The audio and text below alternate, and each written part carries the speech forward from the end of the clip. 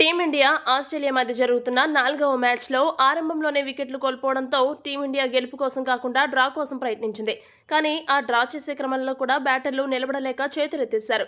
ఒక్క జైస్వాల్ మినహా మిగతా ప్రొఫెషనల్ బ్యాటర్లందరూ అన్ప్రొఫెషనల్గా వ్యవహరించి త్వరగా అవుట్ అయ్యారు. అయితే జైస్వాల్ ఒక్కడు మాత్రం ఒంటరి పోరాటం చేశాడు. జైస్వాల్ సెట్ అవ్వడంతో మ్యాచ్ గెలవకపోయినా డ్రా అవుతామనే ఫీలింగ్ కలిగింది. అయితే పక్కా ప్లానింగ్తో ఫీల్డింగ్ సెట్ చేసి లెగ్ సైడ్ వైపు షార్ట్ బాల్ వేసి జైస్వాల్ని కమ్మిన్స్ టెంప్ట్ చేశాడు. కమ్మిన్స్ పనిన ఉచ్చులో పడి జైస్వాల్ అనవసరంగా ఫుల్ షాట్కు ప్రయత్నించాడు. బంతి వేగంగా జైస్వాల్ గ్లోవ్స్ను దాటుకుని కీపర్ క్యారీ చేతిలో పడింది. జైస్వాల్ అవుట్ అని భావించిన ఆసీస్ జట్టు అప్పీల్ చేయగా ఫీల్డ్ అంపైర్ నాటౌట్గా ప్రయత్నించాడు. అయితే ఆస్ట్రేలియా జట్టు డిఆర్ఎస్కు వెళ్లింది.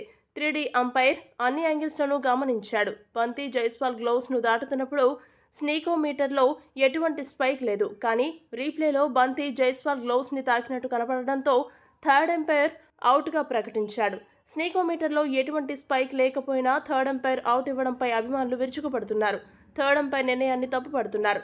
అయితే ఐసీసీ రూల్స్ ప్రకారం స్నీకోమీటర్లో స్పైక్ రాకపోయినా కంటికి కనపడినట్టు రీప్లేలో కనపడితే థర్డ్ అంపైర్ టెక్నికల్ డీటెయిల్స్ని పరిగణలోకి తీసుకోకుండా తన నిర్ణయాన్ని చెప్పవచ్చు. అక్కడ బంతి జైస్వాల్ గ్లోవ్స్కి తాకినట్టు రీప్లేలో కనపడడం వల్లనే జైస్వాల్ను థర్డ్ అంపైర్ అవుట్గా ప్రకటించాడని విశ్లేషకులు పేర్కొంటున్నారు.